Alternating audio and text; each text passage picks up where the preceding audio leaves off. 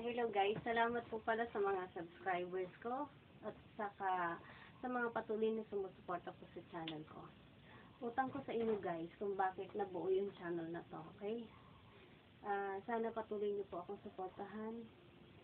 At ngayon, masaya po ako na gagawa po ulit ako ng video, okay? Sa mga nag-request po, especially yung nag-request po ng modal verbs na gamit po ng could, should, would, okay? In a week, gagawin ko po siya ng videos. Okay? Pahintay lang po Ito pa yung i-discuss ko tungkol sa verb. Okay? Para ma-perfect pa natin yung verb. Isa sa mga dapat nating tandaan guys is yung regular verbs at saka irregular verbs. Okay? Tulad ng napapansin nyo, mayroon ditong base form of the verb. Pag sinabing base form of the verb, sa Tagalog, yan yung salitang ugat ng verb. Okay? Wala siyang S, wala ding ED. Okay? Wala kang dinagdag. Okay? Ito yung mga verb na makikita mo mismo sa dictionary. Okay? Yan ang base form. Pag sinabi natin past, ito kasi yung base form. Yung past, i-convert mo dito yung verb. Gagawin mo siyang past. Ibig sabihin, ito yung hindi pa tapos, ito tapos na. Okay? Pag i-convert mo sa past tense, yung verb, pwedeng yung verb, lalagyan mo ng D or ED. Okay? Dalawa lang ang pwede mo idagdag. D or ED pag regular verbs. Okay? Pagka ang idadagdag mo naman, hindi siya D, hindi rin ED, may mababago sa spelling. Ang tawag naman doon guys ay irregular verbs. Okay? Ito isa sa mga pag-aaralan natin, yung regular verbs. Hindi po ito kompleto guys, pero pwede po kayong mag-search sa Google, okay? Sa Google, itat niyo po dun yung list of regular verbs, okay? So, tulad nito guys, receive, okay? Makatanggap or tumanggap. Okay? Receive. Pagtapos na, received. Okay? Received. Okay? Parang di yung dulo niya. Okay? Matapos or tapos, okay? Finish. Sa English, finish, okay? Pagtapos na is finished. P naman yung parang dulo niya. Finished. Okay? Paint, painted. So, nagdagdag ka na ng ED. Okay? ED yung niya. ED, parehas na nagdagdag ka ng ED. Okay? Paint, painted. Okay? Award, awarded. Okay? Save, saved. Dance, danced. Okay? Wait, waited. Drop, dropped. Okay guys, tignan nyo sa dictionary ka anong Tagalog niya para madagdagan po yung vocabulary natin araw-araw. Okay? So guys, mapapansin nyo, pagdating sa past, okay, yung dulo niya pwedeng letter D, pwedeng letter T, yung dulo, or ED. Okay, ed. Tulad nito, received. Okay, D yung dulo niya. Finished. T naman ang dulo niya. Ito, painted, awarded, waited. Okay? Letter, ang dulo naman niya parang ed. Okay, ed. Okay? Drop, dropped. T naman yung dulo niya. Guys, sa susunod kong video, i-discuss ko sa inyo kung ano yung rules dyan, kung paano. Ang pronunciation niya, pagdating sa past tense is letter T, or letter D, or ed. Okay? So, naintindihan niyo po guys? Okay? So, hindi po ito kompleto guys. I-search na lang po natin sa Google. Okay? Mamaya magbibigay pa ako ng example, okay? Ng mga sentences para malaman natin kung paano gumamit ng sentence gamit yung regular verbs pagdating sa present tense at saka sa past tense. Okay? Tapos, irregular verbs naman. Tandaan natin, pagdating sa irregular verbs, yung po niya, yung pagdating sa past, pag sinabing past, diba, tapos na. Ko-convert mo yan mula sa base form of the verb, gagamitin mo siya sa past, mag-iiba na yung spelling niya. Okay? Ito kasi guys, itong base form na to, ginagamit to sa present tense of the verb. Okay? At meron pang ibang gamit, yan yung infinitive. Okay? I-discuss ko sa inyo rin guys, yung tungkol sa infinitive. Next time na po. So, ginagamit mo na to sa present tense of the verb. Okay? Pag i-convert mo siya sa past, magbabago na yung spelling niya. Kasi pag nakita mo to guys, yung mga verb na ito, ibig sabihin yung verb tapos na. Past tense na siya.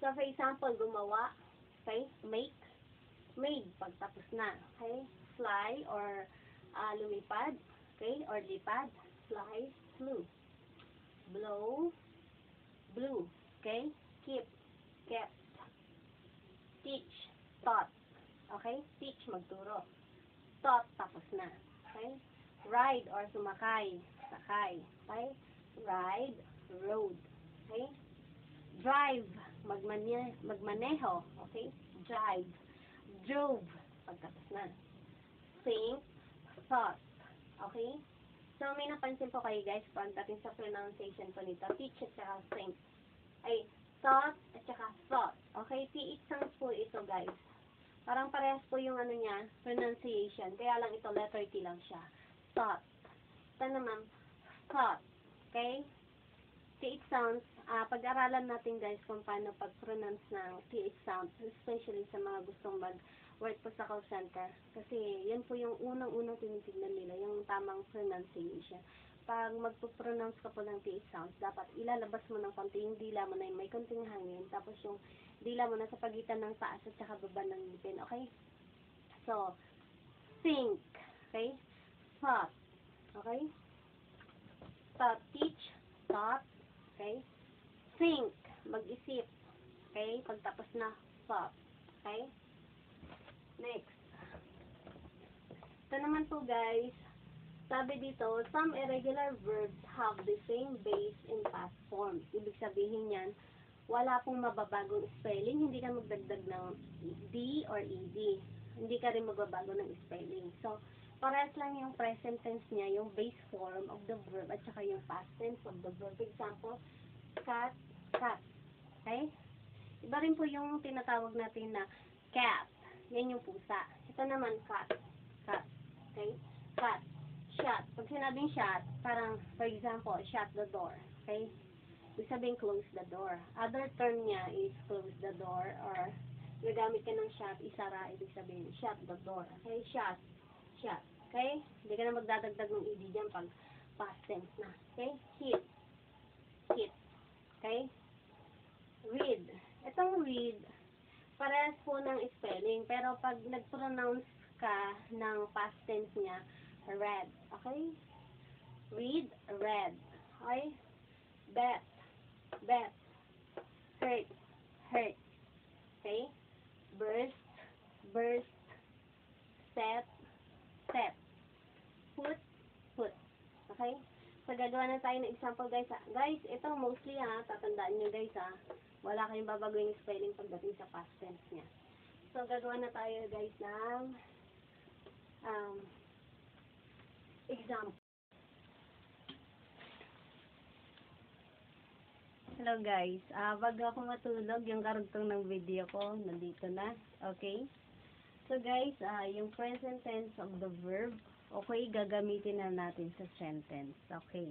Pero, bago po tayo gumawa ng sentence, gusto ko munang explain sa inyo guys na yung present tense of the verb, merong mga tinatawag nating time expressions. Pag sinabing time expressions, mostly pag nakikita natin yung mga expressions na yan, nag-i-indicate siya na dapat ang gagamitin mo ay present tense of the verb. Okay? Tulad ng adverbs of frequency. Pag sinabing adverbs of frequency, yan yung mga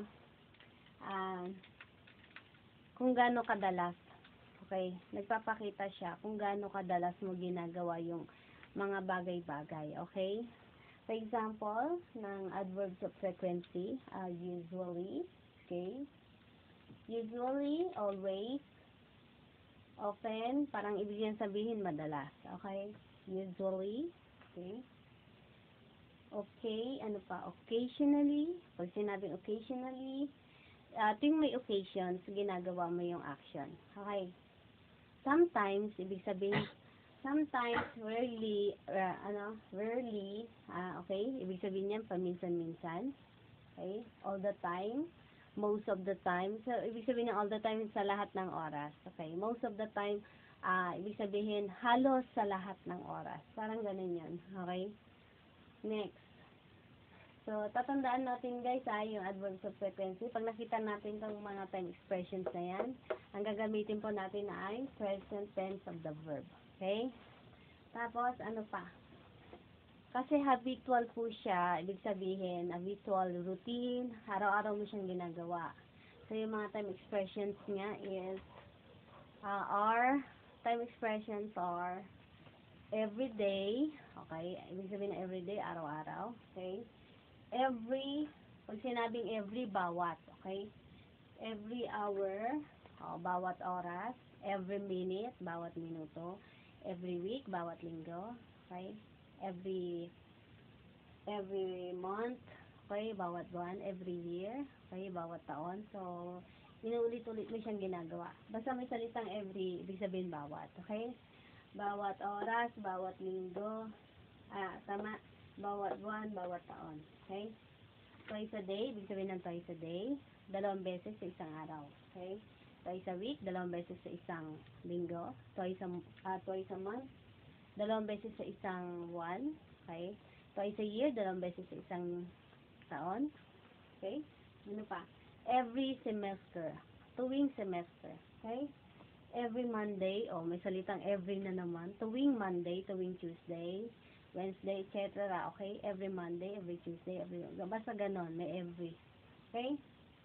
So, nag-get po guys yung ibig sabihin.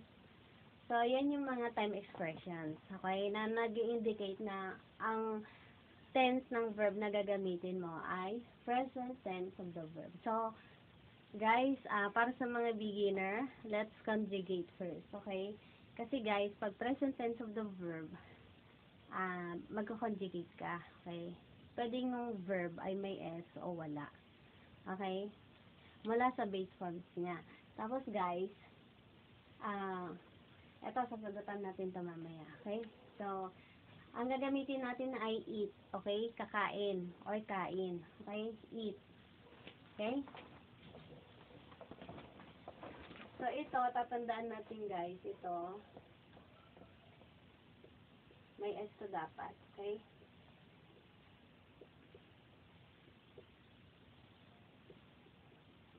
Tandaan natin nga, he, she, at saka it, singular subject siya. Kaya dapat singular din yung verb. Tandaan natin ang singular verb ay may S.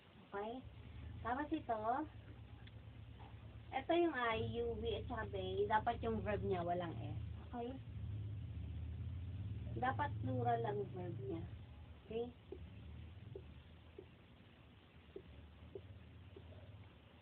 So guys, yan ang first step para masanay tayo. Okay? Dapat lagi tayong magko-conjugate every day. Okay? So, he eats, she eats, it eats. Okay? I eat, you eat, we eat, they eat. Okay? So, ito yung subject. Okay? Subject. Okay? He or she or it usually eat breakfast at 8 in the morning. So, yung salitang eat, ibig sabihin kain or kumain, lalagyan natin ng S o wala. Dahil ang subject natin ay singular, so singular din ang verb, at ang singular ng verb ay may S. Okay? So, tama po ba? Okay, tama. Next. I, you, we, tsaka they. Okay? So, ang verb niya dapat walang S. Okay? So, ito ay walang S. Okay? So, kung magko-conjugate ka, sabi mo, I usually eat breakfast at 8 in the morning. Ano? You eat breakfast at 8 in the morning. Ano pa? We eat breakfast at 8 in the morning. Okay? They eat breakfast. They usually eat breakfast at 8 in the morning. Okay? So, ganun guys, pag magko-conjugate ka. Okay? So, isa-isahin mo. Kasi guys, para masanay po tayo magsalita ng spontaneous, yung hindi mo na ita-translate pa sa Tagalog. Kailangan masasanay ka dyan para, may S ba o wala, di ba? So, pag nasanay ka sa ganyan, tuloy-tuloy ka na magsasalita. Okay? Ito naman, he usually eats breakfast at 8 in the morning. Okay? she usually eats breakfast at 8 in the morning. Okay? It usually eats breakfast at 8 in the morning. So, yan guys, tandaan natin yung present tense of the verb. Tapos guys, sa mga susunod kong video, meron pa ba akong idadagdag? Meron pa akong idadagdag sa inyo guys. Teka lang guys So guys, ito dapat nating dandaan yung kailan, anong idadagdag natin sa verb. Okay, mostly magdaragdag tayo ng S pagka singular yung verb. Paano natin malalaman bakit yung verb yung iba dinadagdagan ng ES? Okay, so ang rules guys, ito pala yung pambura ko. Okay, so pandagdag guys ang rules dyan, minsan kasi nagdadagdag tayo ng ES. Okay?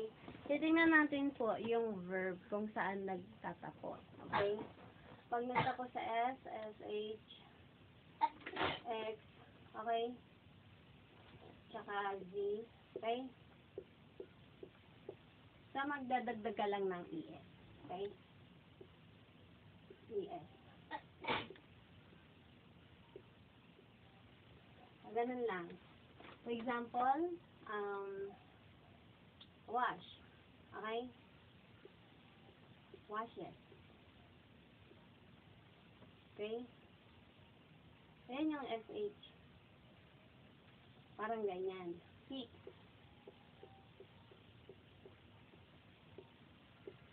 Fixes. Okay? Pag S naman, alimutan ko na ano pang verb. Basta tandaan natin yan guys Ano pa? Example nga ng verb na nagtatapos sa ano. Ito, dalawa yan. Diba? Ito. Okay? Buzz. Buzzes. Okay? Ano pa? S. Nagtatapos sa S. Wala akong maisip ng verb Bahala na lang kayo mag-isip guys. Basta pag nagtapos sa S, magdadagdag ka lang ng ES. Okay? Na-absent-minded. So, susunod guys, okay, yung mga nagtatapos naman sa Y. Okay? Pag nagtapos sa Y, okay, for example, buy, try, okay, ito magiging buys lang, okay, tatagdagan mo ng ES. Ito naman, try. So, anong pinagkaiba guys? Guys, titignan nyo yung letter Y kung anong katabi niya. Pag vowels, A, E, I, O, U, lalagyan mo lang ng S, okay? Pero ito, dahil ang katabi niya, consonant, tatanggalin mo yung Y, magdadagdag ka ng IES. Okay? Isa yan sa mga rules kung paano ka maglalagay ng S para maging singular yung verb. Okay?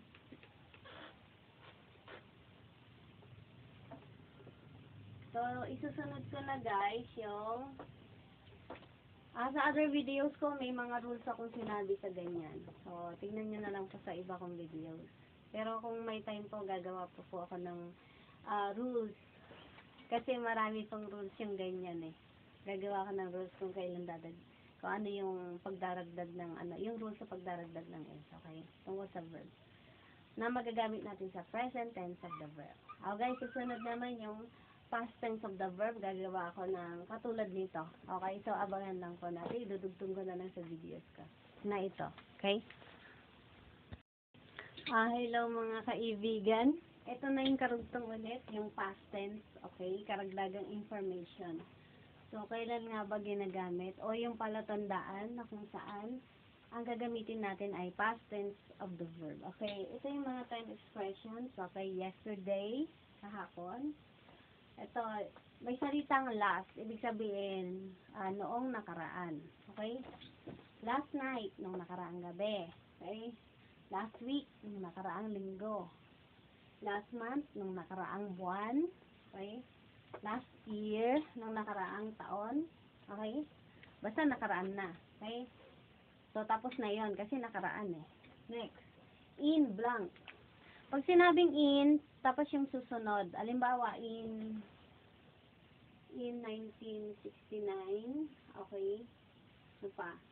In 1978. In 2001.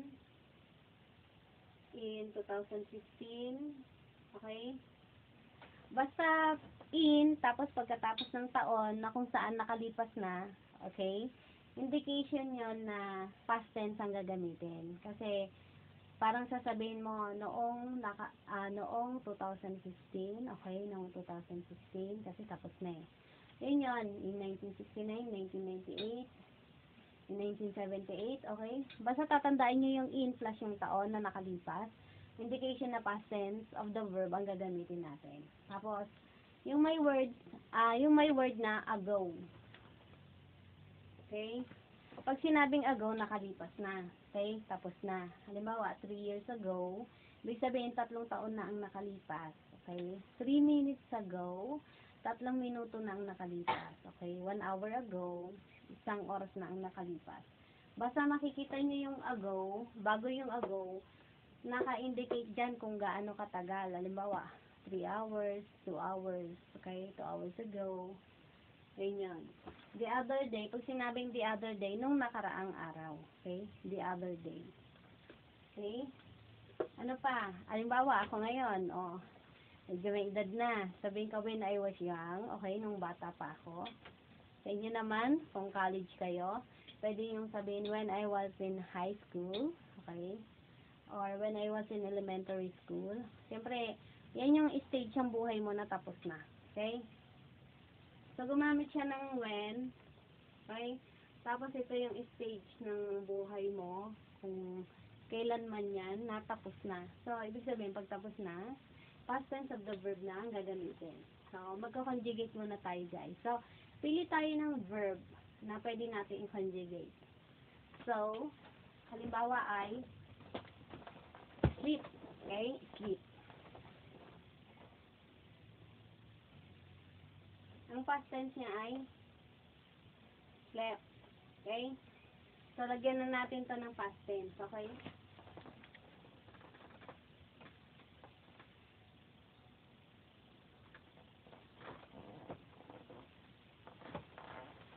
Hali na lang.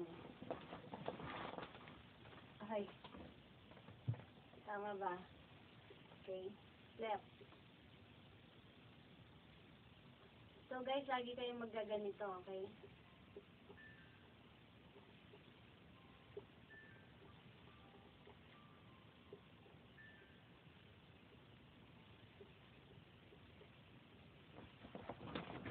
Ayan guys, pinakita ko sa inyo kung paano magsulat, paano mag-conjugate. Okay? Kasi dapat lagi kayo nagko-conjugate para nasasanay kayo. Okay? So guys, kung mapapansin nyo, walang S na pinag-uusapan dyan kasi past tense of the verb na tayo. So, yung sleep, nagiging slept yung past tense niya. So, lahat ng verb ay pare-pareha siya. Okay? Ko-conjugate mo siya or i-convert mo siya sa past tense. Sasagutan na natin ito guys ha. Hanapin muna natin yung time expression. Okay, ito yesterday. Kahapon, tatapos na. Okay? Yung go, ang past tense niya is when. Okay? So, he went to the mall yesterday. So, pumunta siya sa mall kahapon. Okay? Blank, ito last night, okay? Noong nakaraang gabi. Okay? Noong nakaraang gabi. Or kagabi pala. Okay? Kagabi, last night. Okay? She called, yung call, magiging called. Okay? May ED. Hindi malinaw. Okay? She called her mother last night. So, siya ay tumawag sa kanyang ina kagabi. Okay? Next. Blank last Sunday morning. So, dahil last Sunday morning, no, nakaraang umaga ng Sunday. Okay? So, ito yung rain. Magiging rained. Okay? umulan nung nakaraang umaga ng Sunday or umaga ng Linggo. Okay? Last Sunday morning. So, yan yun. Next, blank, while ago. Okay? Pag sinabing a while ago, kanina lang. Okay? So, ito magiging 8. Okay? I ate pizza a while ago. Pag sinabing a while ago, tapos na. Okay? Kanina lang, kumain ako. Parang ibig sabihin. Okay? Or kumain ako ng pizza kanina. Okay? Next. You watch. Yung watch magiging watch. Okay? Maglalagay ka na ng ED. Okay? Kasi regular verb siya, kaya ED lang. Okay? You watch TV the other day. Okay? Nanood ka ng TV nung nakaraang araw. So, nung nakaraang araw, tapos na siya. Okay? Kaya yung verb niya may ED na. Okay? Past tense ang gagamitin. Blank, be blank, Jenny last month. Pag sinabing last month, nung nakaraang buwan. Okay? Last month. So, tapos na siya. Okay? Pag last month ang nakaraang buwan, so, ito magiging visited. Okay? Visited. Kung bakit siya visited? Kasi, nangyari yung action nung last month, tapos na. Okay? Next. Blank in 2004. 2019 na tayo ngayon. Ang pinag-usapan dito ay in 2004. So, nakalipas na siya. Okay? So, they graduated na siya. Graduated. Okay? So, they graduated in 2004. Oh, yun guys. Thank you guys Sa susunod, all about present tense at saka past tense, yung mga dapat yung malaman pa rin. Kasi hindi pa nagtatapos dyan guys. Marami pa akong i-discuss tungkol dyan. Okay, so abangan na lang po natin. Thank you so much guys. At sana wag po kayong magsawa at mag-suporta sa akin channel. At patuloy po akong gagawa pa ng maraming videos para lahat po ay matuto ng English. Okay? Sa paraan na maiintindihan natin. Okay? Kaya lagi pong Tagalog yung pag-i-explain ko. Actually, pwede naman akong gumawa ng video na kung saan English yung salita ko. Pero uunahin ko muna yung mga kababayan ko. Okay? Kasi pag English yung pagsasalita ko, ang magiging viewer ko na noon, buong mundo. Pero, bago ko ako gumawa ng ganun, unahin ko muna yung mga Filipinos. Okay? Makatulong muna ako sa mga kapwa Filipino ko. Okay? Kapwa ako Filipino. Okay? Thank you so much guys. Okay?